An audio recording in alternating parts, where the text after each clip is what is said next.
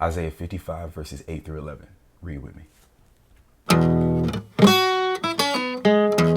Oh yes, this is powerful stuff. So we're in this season where everybody's self-quarantined and we're all sitting up in our rooms, literally. And as I'm sitting here scrolling social media, I'm seeing a lot of people just really doubting God and really backing off of the promises that God gave them. I mean, I'm seeing people as I'm scrolling my phone, they're like, maybe God isn't gonna do it. Maybe the marriage wasn't for me. Maybe the business isn't for me. Maybe the ministry wasn't for me. And this coronavirus has so many people in a panic, which is understandable. So many people are panicking and they're starting to doubt God and they're starting to say, maybe God is not gonna do this thing. Or maybe, because the resources that I thought I was gonna have is gone, maybe it's not gonna happen. And I'm here to tell you that God didn't take anything off of his calendar. If you read in Isaiah, it tells us that God's ways are higher than our ways. His thoughts are higher than our thoughts. His ways are not our ways.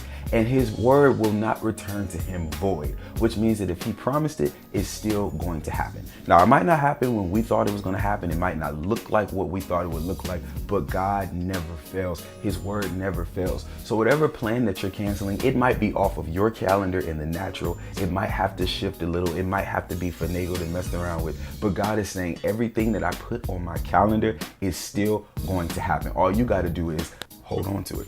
I was in a situation where we were planning this production and then basically Rona just pulled up and was like, "Not on my watch. Not on my watch." And it was discouraging at first because, you're practicing, you're spending a lot of money and you're getting things together. But then I had to take peace and go back to God. And I'm like, God, you told me that this was going to happen. You told me this. And God simply said to me, I said what I said. Okay. I'm here to tell you, he said what he said. If he told you he's gonna do it, don't let coronavirus, don't let isolation block you. In this time that you're at quarantine in your house, this is the time to start really praying and start confessing those promises and going back. And sometimes you have to pray and say, Lord, you said that your word will not return to you void. Write out the promises, meditate on the promises, and be ready for the promises. The last thing you want to do is let fear cause you to back up. And then when God pulls up, you're not ready. I told you a few months ago, maybe a year, I don't know.